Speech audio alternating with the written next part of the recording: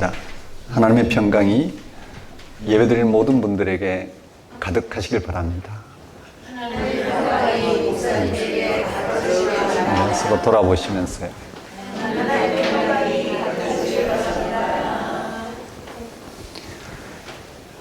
오늘은 성령 강림절 후 14번째 주일입니다.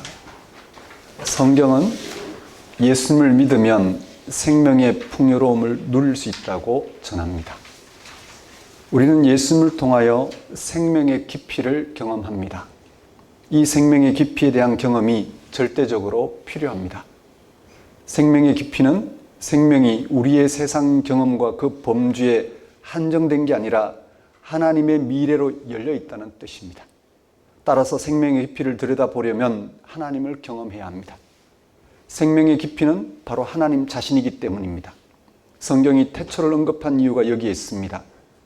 태초에 하나님의 말씀으로 세상을 창조하셨습니다. 그 창조는 인류가 지상에 나타나기 시작하기 훨씬 전에 일어난 사건입니다. 이처럼 생명은 깊고 아득합니다. 세상이 설계한 몇몇 세상살이를 절대적인 것으로 간주하고 거기에 머물러 있는 한 하나님의 경험은 불가능하고 생명의 깊이에 이를 수 없습니다. 생명의 깊이로 들어가서 하나님을 경험하고 생명을 풍요롭게 경험할 수 있는 하나의 길, 유일한 길은 예수 그리스도입니다. 예수 그리스도에게 가까이 가야만 합니다. 예수가 선포한 하나님 나라, 그의 운명에서 일어난 십자가의 죽음, 그의 부활에 실제로 가까이 가는 사람은 삶을 새롭게 경험하게 될 것입니다. 생명의 깊이를 실감하게 될 것입니다. 그러면 여러분의 삶이 놀랍도록 풍성해질 것입니다. 예배가 바로 그 시간입니다. 예수님의 십자가의 죽음에서 발생한 하나님의 생명 사건은 태초에 우리를 세상에 나게 하기 이전부터 하나님께 있던 생명으로서 우리를 존재하게 하심으로 우리에게 그 생명을 누리게 하시고 지금 그 생명을 자신의 생명으로 삼게 하시고 끝내 육신의 죽음에도 불구하고 하나님의 생명으로 거듭나는 것을 소망하게 하시는 그 하나님의 생명에 집중하는 시간이 예배입니다. 다 같이 성령 강림절 후 14번째 주일 예배를 성부와 성자와 성령 이름으로 드리겠습니다.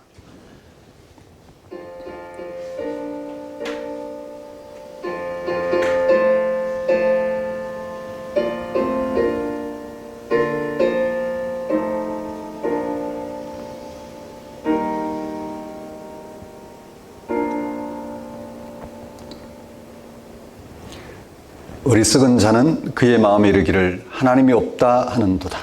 그들은 부패하고 그 행실이 가증하니 선을 행하는 자가 없도다.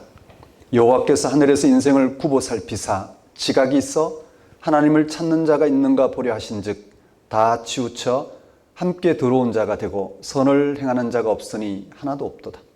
죄악을 행하는 자는 다 무지하냐. 그들이 떡 먹듯이 내 백성을 먹으면서 여호와를 부르지 아니하는도다. 그러나 거기서 그들은 두려워하였으니 하나님이 의인의 세대에 계심이로다. 너희가 가난한 자의 계획을 부끄럽게 하나 오직 여호와는 그의 피난처가 되시도다. 이스라엘의 구원이 시온에서 나오기를 원하도다. 여호와께서 그의 백성을 포로된 것에서 돌이키실 때에 야곱이 즐거워하고 이스라엘이 기뻐하리로다. 하나님 아버지, 하나님께서 세상을 창조하셔서 우리로 하여금 생명의 풍성함을 맛보고 누리고 소망하게 하신 하나님 아버지를 이 시간 찬양합니다. 하나님을 망각한 채 살아가는 세상에서 아무리 많이 소유해도 영혼의 갈급함을 해결할 길이 없는 인생들에게 예수 그리스도 안에서 하나님께서 행하실 새로운 생명으로 풍성하게 하시는 하나님 아버지 크신 은혜를 이 시간 고백합니다.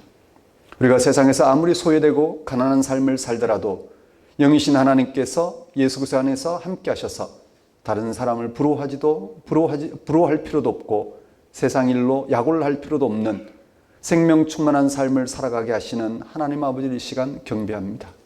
하나님 아버지, 예수님과 연합하여 예수님 안에서 드러난 하나님의 은혜를 헤아리고 그 은혜를 삶의 토대로 삼게 하소서. 한 주간 예수님 안에서 새롭게 시작한 삶을 알아보고 거기에 삶의 토대를 둔 성숙한 삶을 살게 하소서. 무엇보다 그런 삶이 완성될 순간을 기다리는 거룩한 소망으로 세상을 향한 고유한 소명을 감당하는 삶을 살게 하소서. 예수님 이름으로 기도드립니다. 다 같이 경배의 찬송 35장 찬양 드리겠습니다.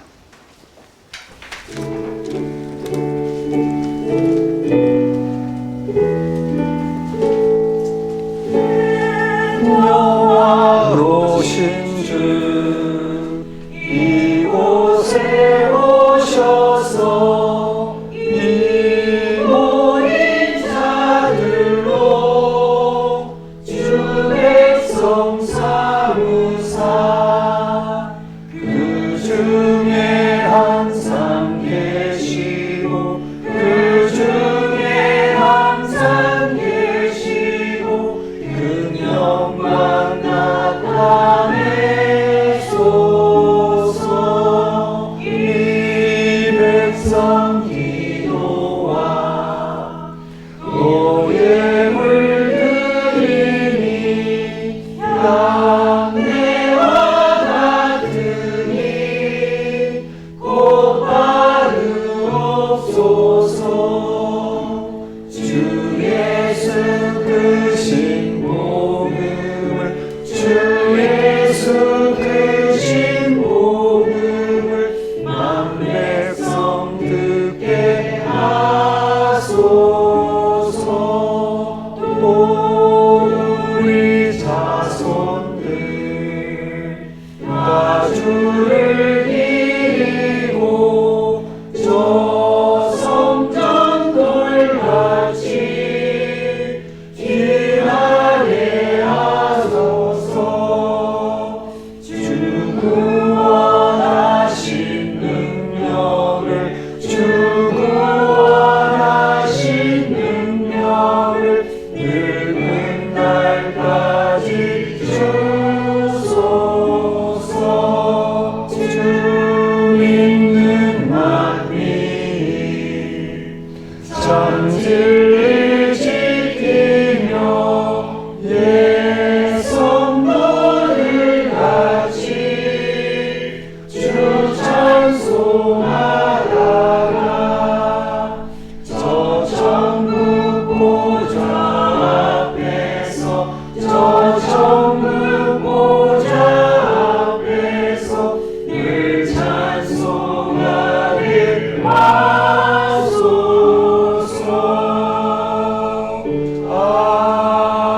아멘. 같이 사도신경으로 신앙 고백하시겠습니다. 나는 전능하신 아버지 하나님 천지의 창조주를 믿습니다. 나는 그의 유일하신 아들 우리 주 예수 그리스도를 믿습니다. 그는 성령으로 잉태되어 동정녀 마리아에게서 나시고 본디오 빌라도에게 고난받아 십자가에 못 박혀 죽으시고 장사된 지 사흘 만에 죽은 자 가운데서 다시 살아나셨으며 하늘에 오르시어 전능하신 아버지 하나님 우편에 앉아 계시다가 거기로부터 살아있는 자와 죽은 자를 심판하러 오십니다. 나는 성령을 믿으며 거룩한 공교회와 성도의 교제와 죄를 용서받는 것과 몸의 부활과 영생을 믿습니다. 아멘. 이 시간은 참회의 시간입니다.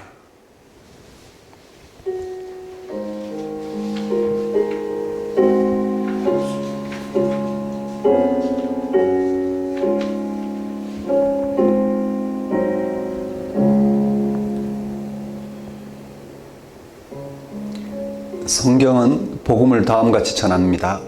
그가 우리를 흑암의 권세에서 건져내사 그의 사랑의 아들의 나라로 옮기셨으니 그 아들 안에서 우리가 속량 곧 죄 사함을 얻었도다. 이 문장을 줄여서 표현하면 다음과 같습니다.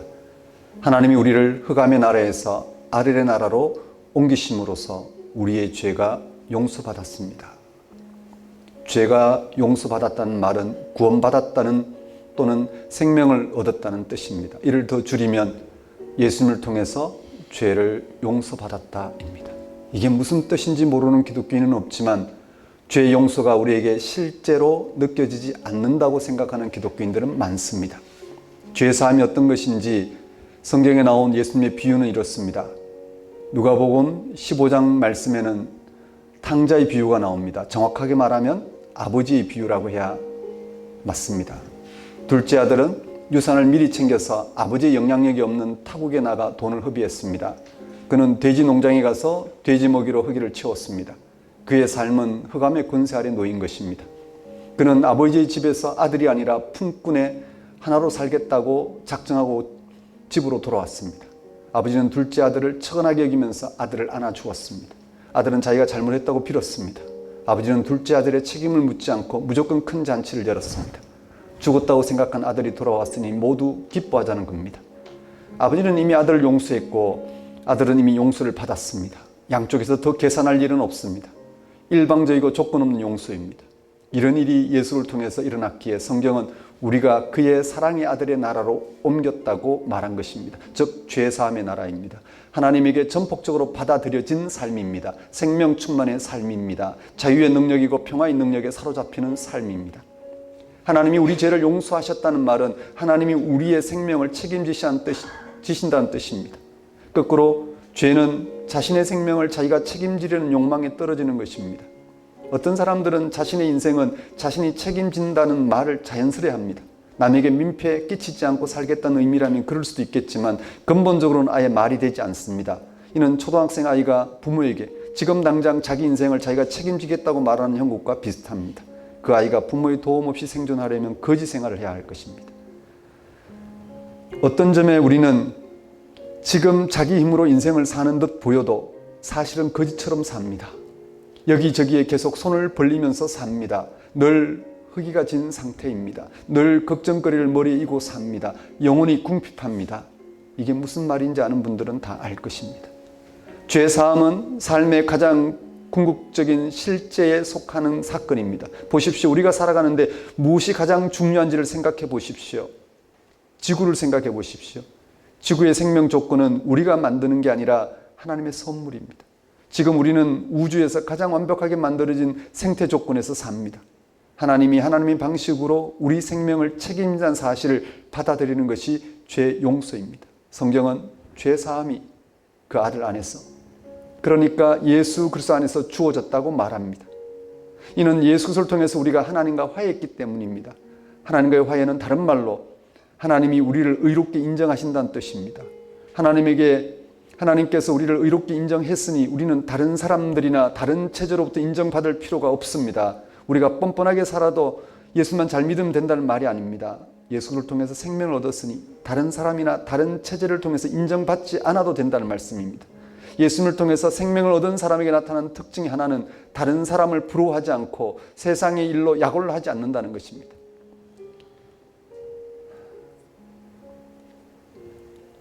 성경이 전하는 아들을 통한 속량 곧 죄사함을 실감하지 못하는 분들이 계신지요?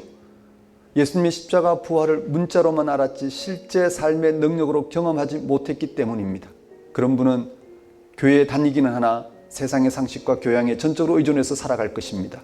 그것으로 만족하면 그렇게 살아도 됩니다. 그러나 그런 삶은 아무리 괜찮아 보여도 흑암의 권세 아래 놓였다는 사실만은 기억하고 계셔야 합니다. 그렇습니다. 예수 그리스도만이 우리를 아들의 나라로, 즉 죄의 용서의 삶으로 이끌어줍니다. 사랑하는 성도 여러분, 한 주간의 삶을 돌아보십시오.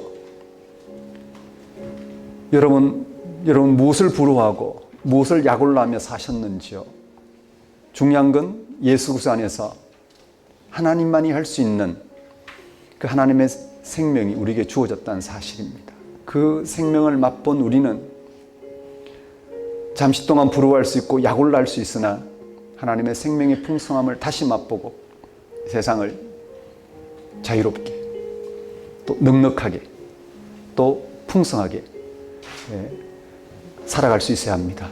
이 시간 다시 한번 예수 그리스도로 나타난 하나님의 생명, 우리는 이렇게 세상에 잠시 존재하나 우리 존재 근거가 하나님께 있고 하나님의 생명 충만한 삶이 우리에게 약속되었다는 사실 알아보고 거기에 일치해서 생명 충만한 삶을 살아갈 수 있도록 회개와 간구를 드리도록 하십시다.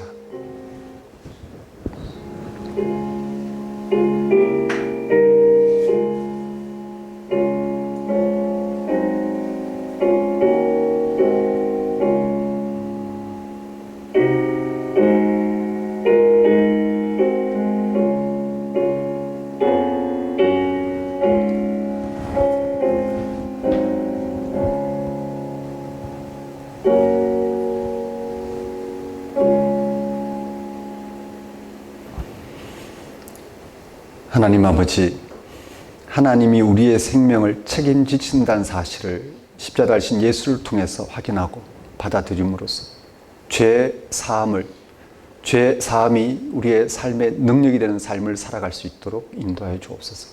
세상에서 우리가 어떻게 살아가든 예수 안에서 하나님이 함께 하신다는 사실, 그 하나님이 우리의 생명을 충만하게 하고 계시다는 사실, 하나님이 있으면 우리의 생명이 온전해진다는 사실을 알아보고 그렇게 세상을 대하며 세상부터 자유롭지만 생명 풍성한 삶을 드러내며 살아갈 수 있도록 인도하여 주옵소서. 예수님 이름으로 기도드립니다.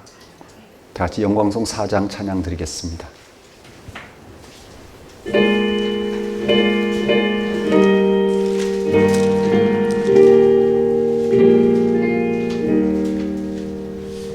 성부 성자 성령 영원히 영광 받으옵소서. 대처로 지금까지 또 이리 영원 무궁 성삼위께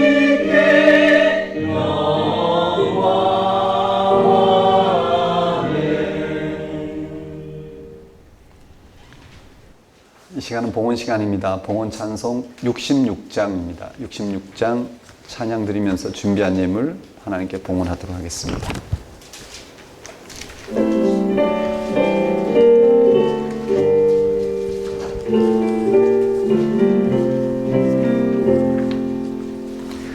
더 감사드리세 온 마음을 주께 바쳐 그 섭리 올라와 온 세상 기뻐하네. 예부터 주신 복 한없는 그 사랑 선물로 주시네. 이제와 영원히 사랑의 하나님 언제나 함께 계셔. 기쁨과 평화에 복 내려 주옵소서. 몸과 맘 병들게 은혜로 지키사 이 세상 안에서 구하여 주소서. 감사와 찬송을 다 주께 드리어라. 저 높은 곳에서 다스리시는 주님, 영원한 하나님 다 경배하여라. 전에도 이제도 장래도 영원히.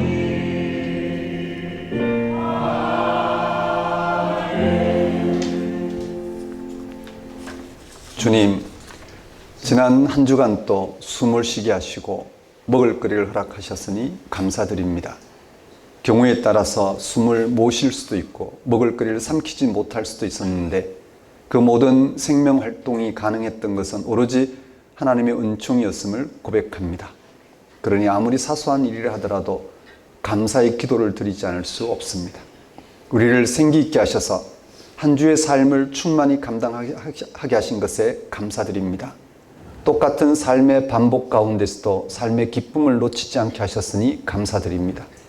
많은 것을 채우고 성취하는 것이 아니라 하나님 앞에 존재하고 있다는 사실만으로 참된 만족을 알게 하셨으니 참으로 감사드립니다.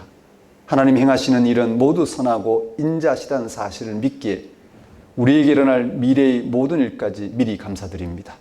우리의 삶이 오직 감사의 삶이라는 사실을 늘 분명하게 확인하고 고백하려고 합니다.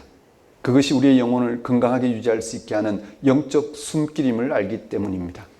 또 한 주간 또 감사의 영성이 더욱 깊어지도록 하나님을 대면하는 예배의 자리로 나오게 하시니 우리가 어찌 하나님께 감사와 찬송을 드리지 않을 수 있겠습니까? 하나님 아버지, 이러한 하나님의 다스림 가운데 살아가게 하신 하나님의 은혜를 이 시간 고백합니다. 우리의 모든 필요를 채우신 하나님께 감사와 영광을 돌리는 것은 우리의 마땅히 행할 바이며 또한 지극한 기쁨임을 알고 하나님 앞에 들고 나온 우리의 예물 권신을 받아주소서.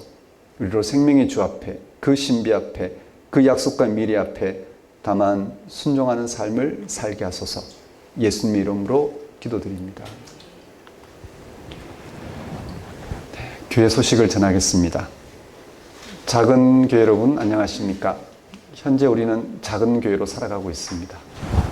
작은 교회는 신앙의 본질에 집중해서 참된 신앙인으로 살아가고자 하는 사람들입니다.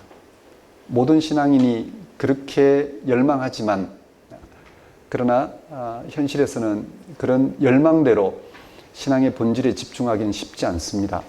그래서 저희들은 다른 걸림돌을 내려놓고 성경이 전하는 하나님 말씀에 따라 하나님을 신앙하는 삶이 세상에서 어떤 경쟁력이 있는지, 하나님을 알아본 삶이 그렇지 않은 삶과 어떻게 질적으로 다른지, 하나님의 생명에 참여한 삶이 세상을 어떻게 풍성하게 맛보고 세상을 풍성하게 맛보고 세상을 풍성하게 하는 삶을 살 수 있는지를 저희들이 알아보고 경험하며 살아가고자 합니다.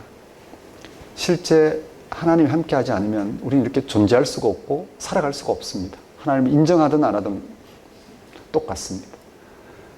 그런 우리가 예수 안에서 하나님 우리와 함께함으로써 지금 우리의 생명의 의미, 우리의 생명의 깊이, 우리의 생명의 풍성함을 헤아리게 하고 계시고, 그런 생명을 헤아린 우리는 세상을 참된 경쟁력으로 바르게 살아갈 수 있습니다. 그럴 수 있었으면 좋겠습니다. 여러분 영혼에 하나님의 생명이 충만하게 담겼으면 좋겠습니다. 그렇게 작은 교회가 하나님을 바르게 신앙하고자 하는데 모든 걸림돌을 제거하고자 합니다. 제거하고. 왜냐하면 지금 이 시대는 그야말로 처음 예수를 믿을 때처럼 예수에게 무슨 일이 일어났는지를 알아보지 않으면 우리는 그냥 이 시대 풍조에 떠밀려 살아갈 수밖에 없기 때문입니다. 그래서 우리는 성경이 전하는 하나님의 말씀에 우리는 집중해서 우리의 신앙이 어떻게 가능했고 또 가능하고 가능할 것인지를 알아보는 것으로 2000년 기독교가 가고자 한 그 길을 우리가 발견하고 뒤처지지 않고 또 머물지도 않고 앞으로 한 발 내디디면서 모든 기독교가 나아가야 될 길을 그렇게 맛보면서 주거니 받거니 가야 될 길을 갈 수 있었으면 좋겠다 생각합니다. 작은 교회 예배 안내입니다. 일부 주일 예배, 작은 교회 예배, 주일 오전 10시 예배, 지금 드리고 있는 예배입니다. 2부 주일 예배, 작은 교회 함께하는 다음 세대 예배, 주일 오후 12시 예배, 우리 다음 주 9월 1차 신앙 탐구가 시작이 됩니다. 그때 드리도록 하겠습니다. 9월 4주간 예배 안내, 오늘은 첫 주로서 구리시 갈매동 캐릭터 브릿지에서 드리고 있습니다. 그리고 세 번째 안내입니다. 작은 교회 함께하는 다음 세대 신앙 탐구 7번째 시즌이 다음 주부터 시작합니다. 한 달에 한 번씩 진행하고 있는데 진행할 예정인데요. 다음 주 1차 과정입니다. 10월 2차, 11월 3차, 12월 4차 이렇게 진행합니다. 주기도를 통한 하나님 나라 여행, 실제 이제 주기도를 아이들과 함께 소통하면서 하나님과의 관계, 우리가 구하는 것은 다 하나님으로부터, 우리가 구해야 될 것은 하나님이 이미 우리에게 주셨다는 사실. 그래서 하나님이 우리에게 주신, 예수 그리스도 안에서 우리에게 주신 그런 하나님의 구원, 생명 사건을 알아보고 그걸 구함으로써 우리의 삶이 고조가 됩니다.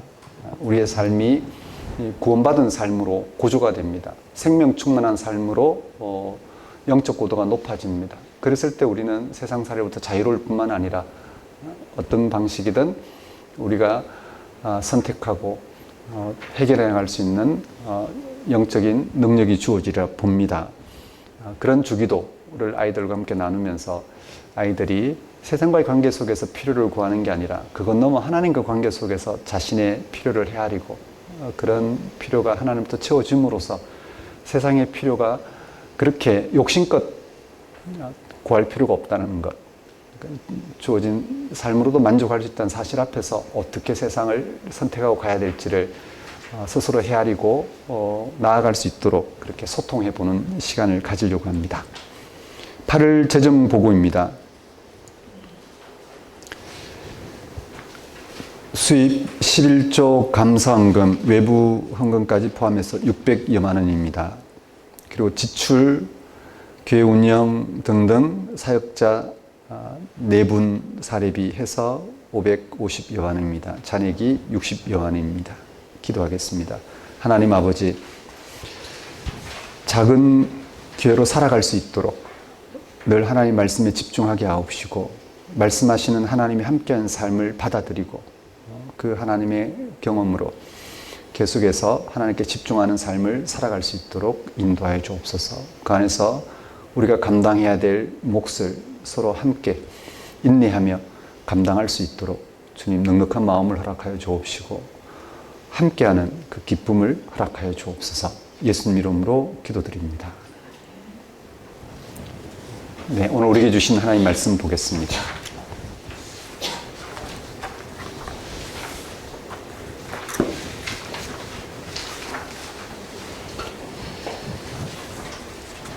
오늘 우리에게 주신 하나님 말씀은 요한복음 8장 1절에서 11절까지 말씀입니다.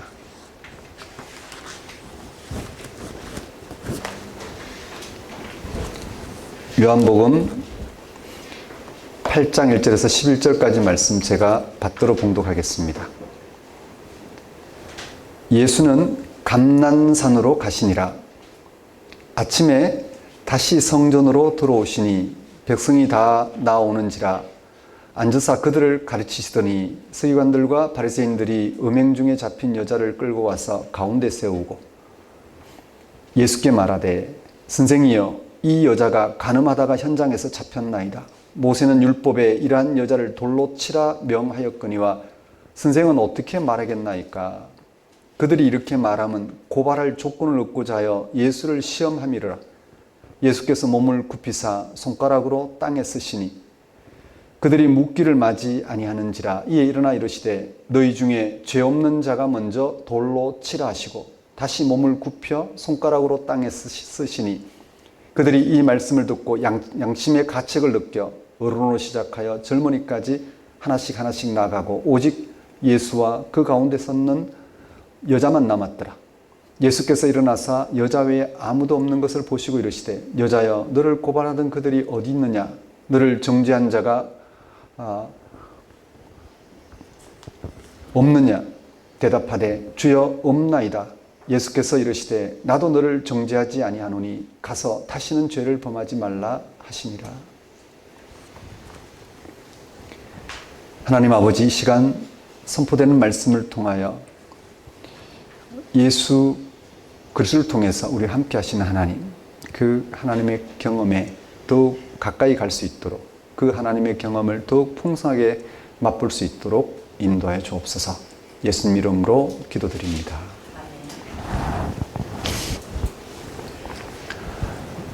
네, 오늘 설교 본문은 요한복음 8장 1절에서 11절까지 말씀이고 제목은 예수님이 하나님의 아들 그리스도이신 증거입니다.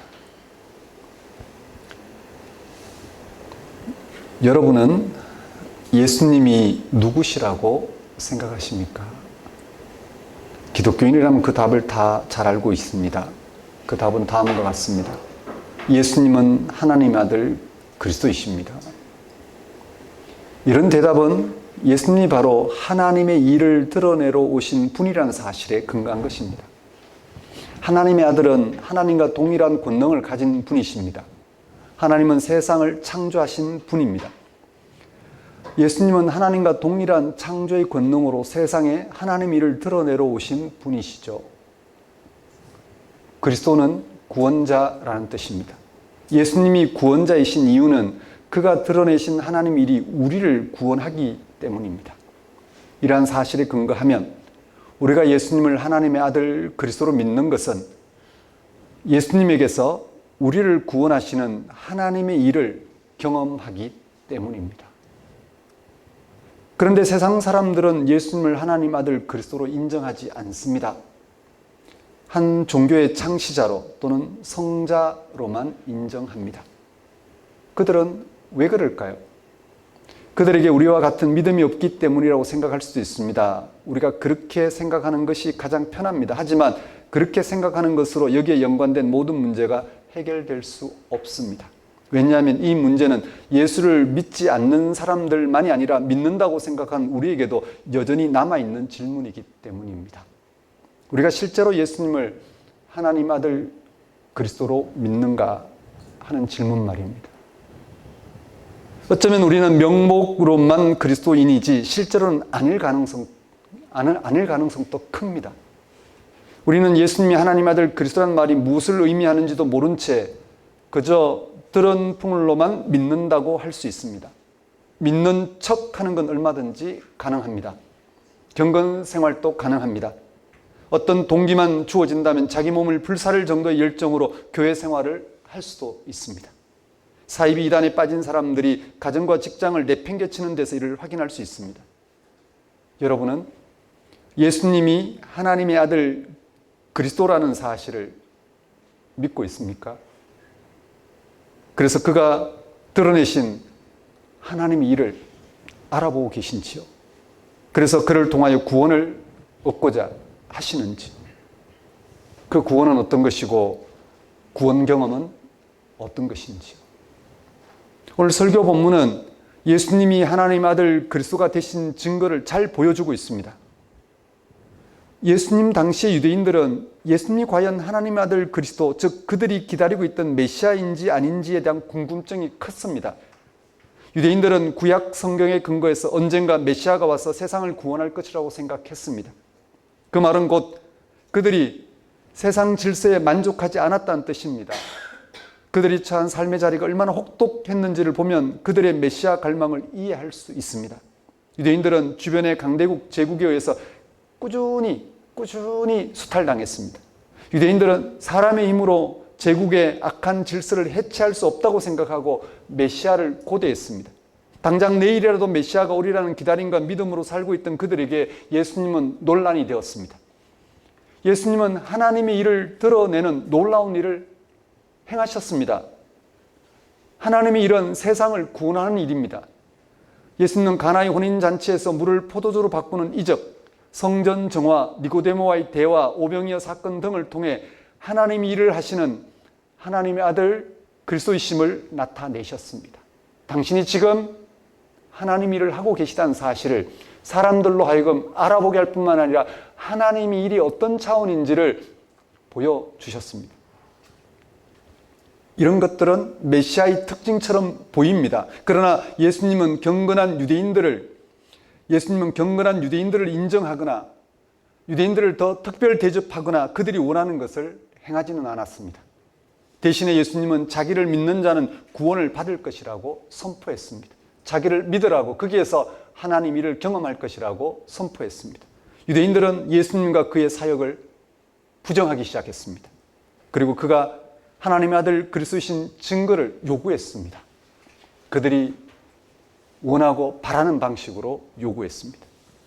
예수님은 자신에게 일어나고 있는 일이 바로 자신이 누구인지를 가리키는 증거라고 대답하셨습니다. 요한복음 5장 36절은 이렇습니다. 아버지께서 내게 주사 이루게 하시는 역사, 곧 내가 하는 그 역사가 아버지께서 나를 보내신 것을 증언하는 것이요.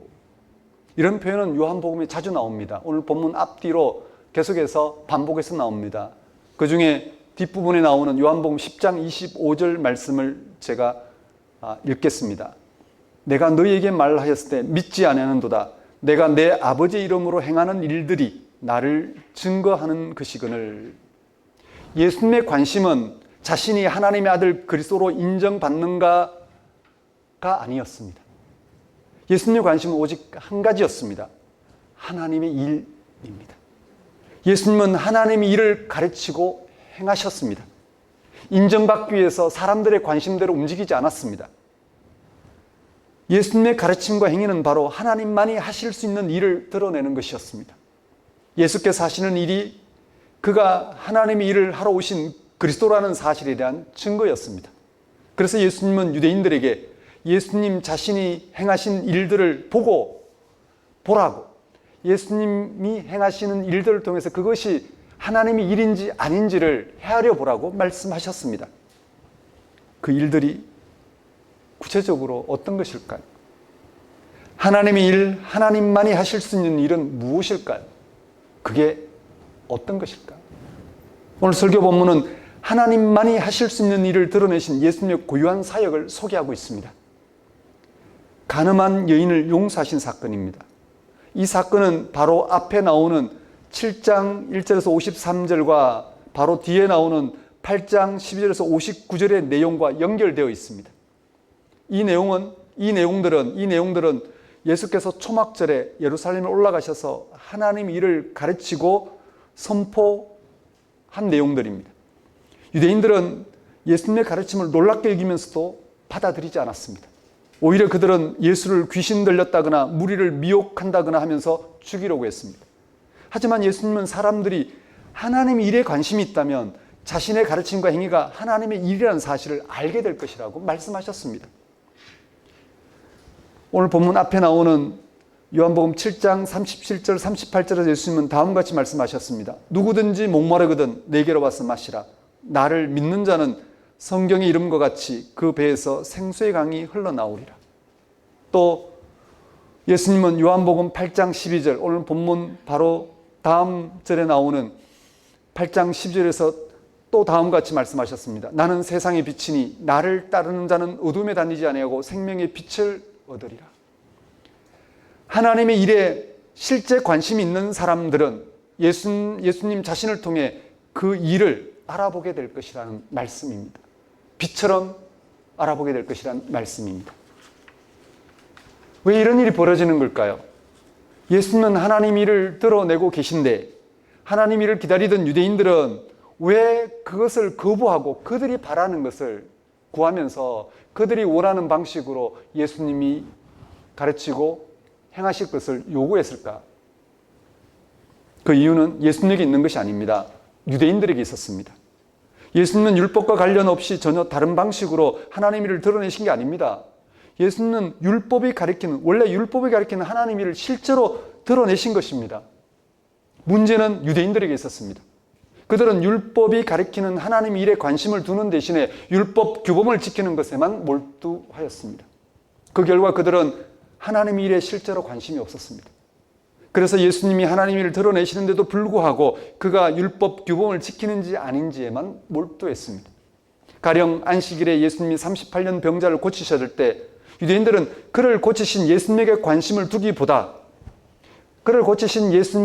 두기보다 안식일 규범을 어겼다는 데 관심을 두었습니다. 가늠한 여인을 용서하신 본문의 이야기는 이러한 유대인들의 잘못된 관심을 뛰어넘어 하나님의 일에 실제 관심을 두게 하는 예수님의 고유한 사역을 전하고 있는 것입니다.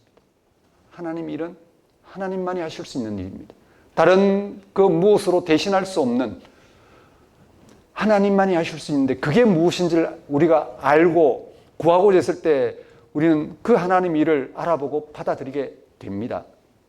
예수님이 예루살렘 성전에서 가르치실 때 일어난 한 가지 사건이 바로 오늘 본문이 전하고 있는 내용입니다. 유대교 지도자들인 서기관과 바리새인들이 음행 중에 잡힌 여자를 끌고 왔습니다. 그 여인을 사람들 가운데 세우고 예수님께 다음과 같이 말했습니다. 본문 4절 5절 보십시오. 선생이여, 이 여자가 가늠하다가 현장에서 잡혔나이다. 모세는 율법에 이런 여자를 돌로 치라 명하였거니와 선생은 어떻게 말하겠나이까? 구약 성경에서 모세가 전한 율법은 이렇습니다. 신명기 22장 23절에 24절 말씀을 인용하며 이렇습니다. 처녀인 여자가 남자와 약혼한 후에 어떤 남자가 그를 성읍 중에서 만나 동침하면 너희는 그들을 둘 다 성읍 문으로 끌어내고 그들을 돌로 쳐 죽일 것이니. 서기관과 바리새인들은 간음한 여자를 데리고 와서 모세의 율법을 제시하고는 예수님은 어떻게 판단하시냐고 물었습니다. 그들이 이렇게 한 이유는 본문 6절에 의하면 예수를 고발하기 위한 빌미를 얻기 위해서였습니다. 당시 사람을 죽이는 실제 권한은 오직 로마 정부에만 있었습니다. 왜냐하면 유대인들은 로마 식민 백성이었기 때문입니다. 그런 가운데 모세의 율법을 따라 이 여자를 죽이라고 하면 로마의 법에 걸림이 되고 여자를 죽이지 말라 하면 율법에 걸림이 되었습니다. 어떤 판단을 내려도 예수님은 고발당할 위기에 처하게 되었습니다. 이런 방식으로 그들은 예수님의 가르침을 무력화시키고 그를 제거하려고 했습니다. 유대인들을 대표하는 서기관과 바리새인들은 왜 이렇게까지 하는 것일까요? 서기관과 바리새인들의 특징은 하나님의 일을 율법의 규정에서 찾는다는 데 있습니다. 율법 규정을 지키면 하나님 뜻에 순종하는 의인이고 그렇지 않으면 하나님 뜻에 불순종하는 죄인입니다. 앞에서 언급한 38년 된 병자, 38년 병자 고친 이야기를 다시 보십시다. 유대인들은 38년 병자 고친 날이 안식일이었기 때문에 예수를 죄인 취급했습니다. 안식일 개념 자체는 중요합니다. 안식일 개념 자체는 중요합니다. 안식일을 거룩하게 지키라는 말은 세상을 창조하시고 구원하시는 하나님의 일을 삶의 중심으로 삼는다는 뜻입니다. 문제는 유대교 역사에서 특히 서기관과 바리새인들의 전통에서 안식일 제도가 절대 규범으로 작동했다는 데 있습니다. 안식일의 본질은 세상을 창조하신 하나님이 세상을 구원하신다는 사실을 가리킵니다. 하나님만이 세상을 구원할 수 있다는 사실에 근거해서 그 하나님의 구원을 바라고 기다리도록 그들이 특별한 날을 정해 그렇게 하나님의 구원에 집중하도록 한 절기가 안식일입니다. 그런데 안식일이 가리키는 하나님의 일은 실종되고 안식일 규정만 인간의 삶을 지배하게 되었습니다. 그런 눈으로 보면 안식일에 38년 병자 고친 예수도 죄인입니다. 왜냐하면 안식일에 하지 말아야 될 일을 했기 때문입니다. 안식일 규정에 충실한 서기관과 바리새인들이야말로 의인이고 하나님의 뜻을 바르게 하는 사람들입니다. 그런 그들은 자신들이 선과 악, 의와 죄를 구분할 줄 아는 자리에 있다고 생각하고 예수를 정죄하고 제거하려고 한 것입니다. 서기관과 바리새인들의 그런 생각이 하나님의 일을 가리고 삶을 왜곡시키는 것입니다. 자신들이 알고 있는 율법 범주로만 세상을 판단하다 보니 근본을 놓치는 일이 벌어지는 것입니다. 당대 지식인이고 종교적으로 존경받을 만한 사람들이지만 율법 범주에 갇히니까 무엇이 절대적으로 중요하고 무엇이 상대적으로 중요한지를 판단할 수 없었습니다. 예수님의 모든 사역이 세상을 창조하시고 구원하시는 하나님의 일이라는 사실을 놓친 것입니다. 그렇지 않습니까? 안식일에 38년 된 병자 고치신 사건은 안식일의 본질인 세상을 창조하시고 구원하시는 하나님의 고유한 일에 해당하지 않습니까? 하나님의 고유한 일을 부정하고 가로막는 세력이 죄이니까 종교 전문가들인 서기관들과 바리새인들이야말로 죄의 세력에 묶인 사람들이라 할 수 있습니다. 한국 교회도 하나님의 말씀이 하나님의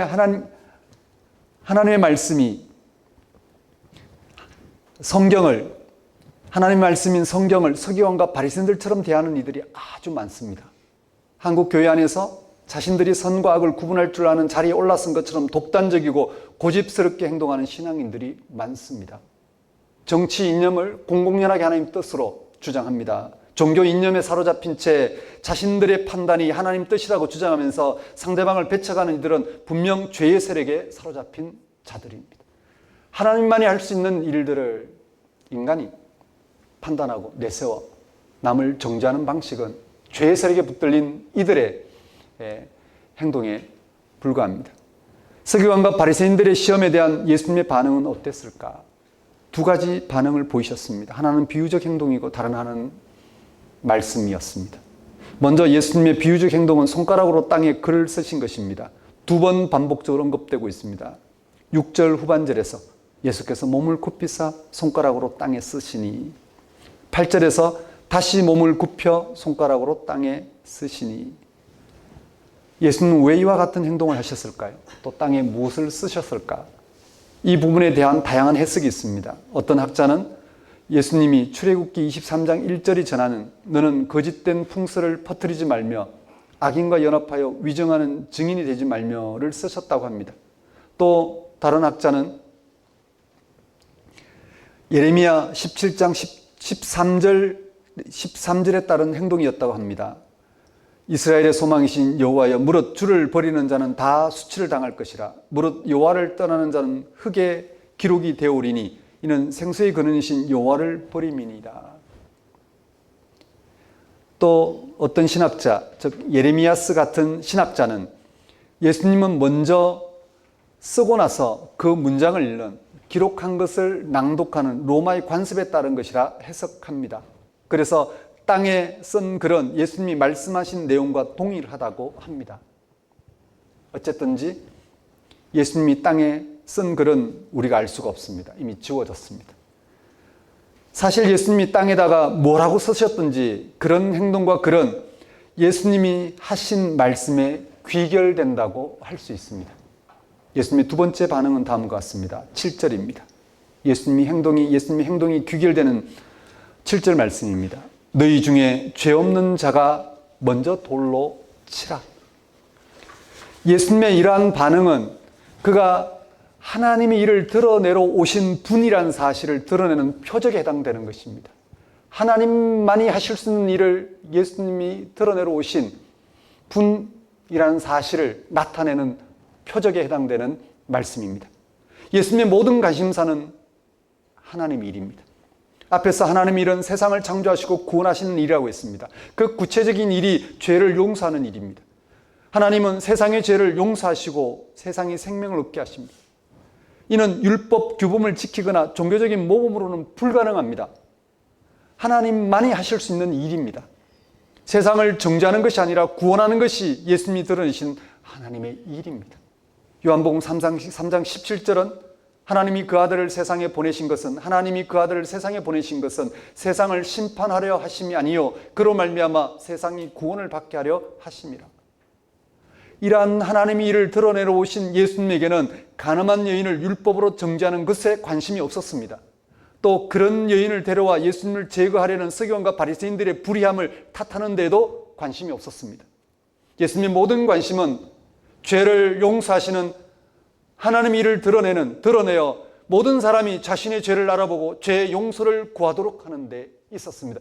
그것은 창조주 하나님만이 하실 수 있는, 창조주 하나님만이 세상을 향하여 베풀 수 있는 자비요, 은총이요, 사랑입니다.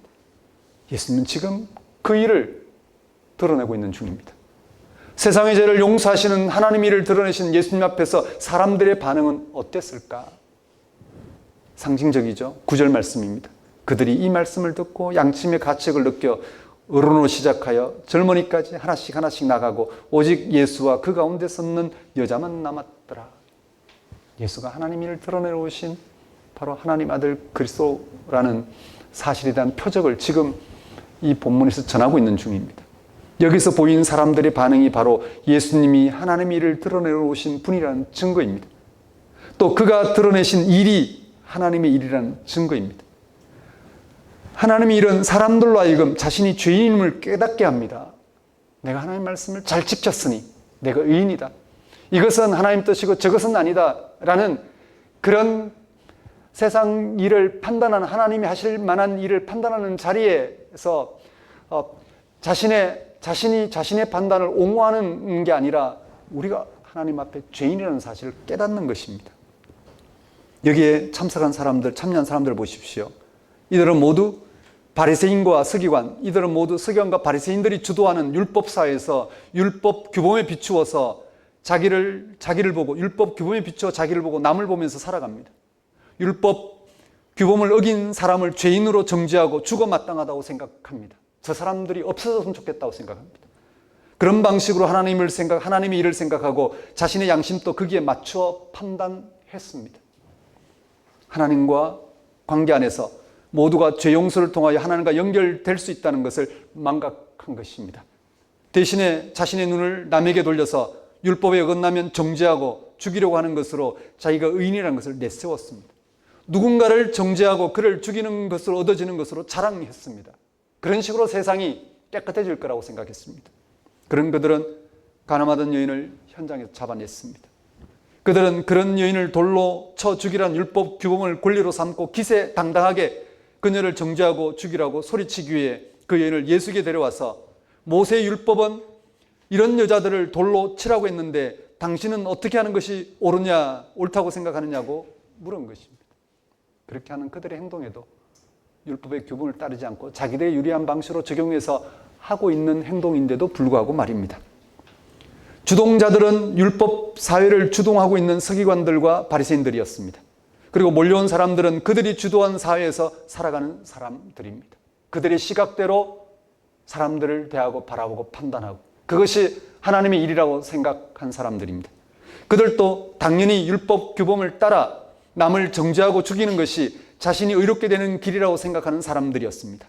그런데 그들 모두가 예수님이 보이신 반응에서 양심의 가책을 느끼고 그 자리를 떠났다고 합니다.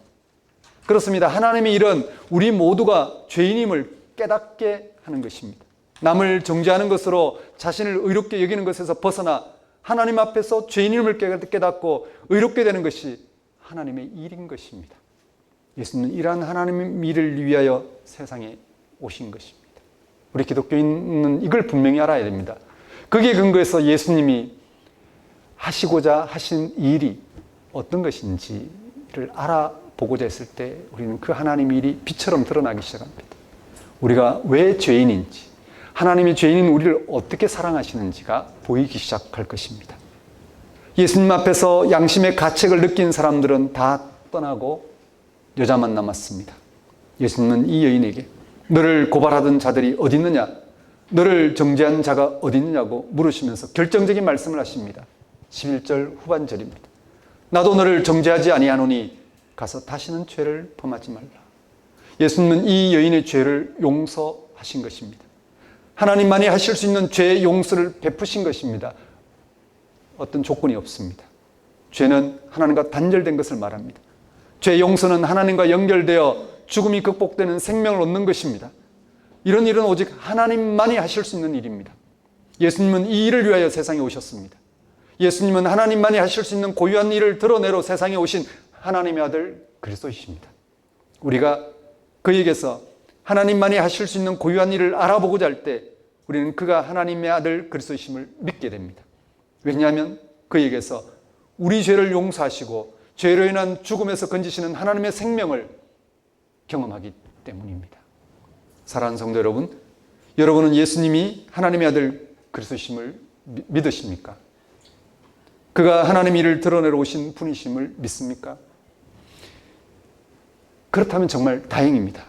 하지만 여러분이 예수님이 드러내신 하나님의 일을 알아보지 못한다면, 그 하나님의 일에 관심을 기울이지 못한다면 진짜 큰일입니다. 왜냐하면 여러분은 종교적, 정치적, 사회적 규범 안에서 다른 이들을 재단하는 삶에서 벗어날 수 없기 때문입니다. 그런 삶의 태도는 죄입니다. 우리는 그럴 수 없습니다. 우리는 죄의 세력에 사로잡혀 끊임없이 누군가를 정죄하거나 탓하면서 살아갈 수 없습니다. 그런 삶은 자기 자신도 남들도 해치는 삶에 불과합니다. 예수님은 세상의 죄를 용서하시고 죽음에서 건지시는 하나님의 일을 드러내러 오셨습니다. 창조주 하나님 아버지의 일을 하기 위해서 오셨습니다. 이러한 하나님의 일은 죽은 자로부터 부활하신 사건을 통해서 확정되었습니다. 예수님에게서 빛처럼 드러난 하나님의 일을 알아보려고 하십시오. 하나님만이 하실 수 있는 그 고유한 일을 알아보려고 하십시오. 우리의 죄를 용서하시고 죽음이 극복되는 생명을 베풀고자 하시는 하나님의 일을 알아보려고 하십시오. 거기에 관심을 두십시오. 거기서 여러분은 죄에서 벗어나 하나님과 연결되어 죽음이 극복되는 생명을 경험할 것입니다. 남을 정죄하는 방식으로 살아가는 삶에서 벗어나서 남에게 받거나 또는 남을 정죄하는 방식에서 벗어나서 하나님과 연결된 삶을 통해 모두가 하나님 생명 충만한 삶을 살아갈 수 있게 되었다는 사실, 그 사실을 실감할 것입니다. 그러면 여러분은 예수님이 실제로 하나님의 아들 그리스도심을 실감할 것입니다. 예수님이 하나님 아들 그리스도로서 정말 우리를 향한 하나님의 고유한 일을 드러내고 계시다는 사실을 실감하고 그를 더욱 믿게 될 것입니다. 그런 한 주가 되셨으면 좋겠습니다. 기도하겠습니다. 하나님 아버지, 이 시간 선포된 말씀을 통하여 예수가 하나님의 아들 그리스도 되심을 알아보고 그를 통해 우리를 구원하시는 하나님 일을 생생한 현실로 맛보며 살아갈 수 있도록 인도하여 주옵소서. 정말 세상에서 하나님만이 하실 수 있는 일을 알아보지 못한 채 우리가 마치 하나님 일을 알아보고 재단할 수 있는 것처럼 그렇게 판단하며 살아가는 어리석음에서 벗어나 하나님이 예수 안에서 지금 함께 하셔서 우리의 죄를 사하시고 하나님의 생명 충만한 삶을 살아가도록 하신다는 사실, 그것만이 우리 모두가 살 수 있는, 우리 모두가 충만할 수 있는 길임을 주님 깨닫고 붙들고 실험한 한 주가 될 수 있도록 인도하여 주옵소서. 예수님 이름으로 기도드립니다. 네, 다 같이 일어나셔서 결단의 찬송 298장 찬양 드리겠습니다.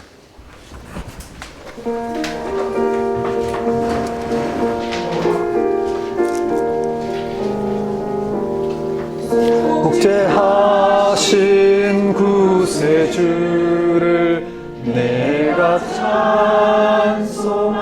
찬송하리라.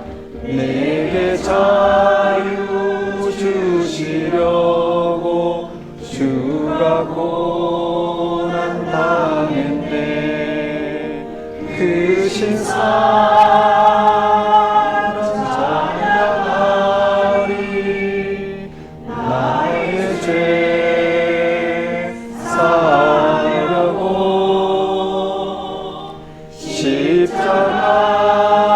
십자가의 주님 만난 나의 주 찬양하리. 내가 구원받은 증거 힘써 전하리라. 내 죄 모두 담당하신 주의 사랑 크셔라. 크신 사랑 찬양하리. 나의 죄 사하려고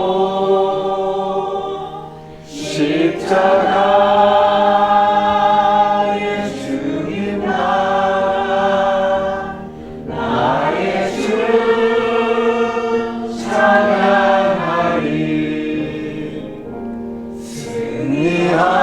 승리하신 구세주를 내가 찬송하리라.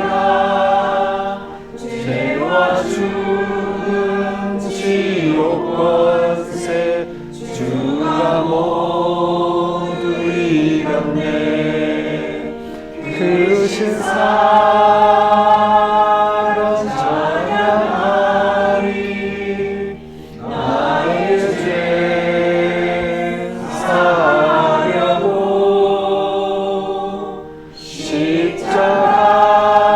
십자가의 주님 만난 나의 주 찬양하리. 고마우신 구세주를 내가 찬송하리라. 주에서 생명으로 나를 인도하셨네. 크신 사랑 찬양하리.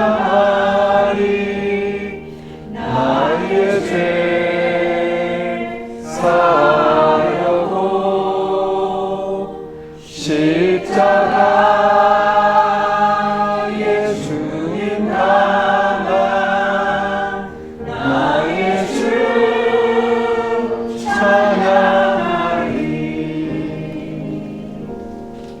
하겠습니다. 이제는 우리 주 예수 그리스도의 은혜와 하나님의 무한하신 사랑과 성령님의 교통하심, 예수님에게서 빛처럼 드러난 하나님의 일을 알아보고 거기에 관심을 둠으로 죄에서 벗어나 하나님과 연결되어 죽음이 극복되는 생명을 경험하는 것으로 예수님이 참으로 하나님의 아들 그리스도이심을 실감하며 살아가고자 결단하는 주의 백성 위에 영원히 함께 하시기를 축원합니다.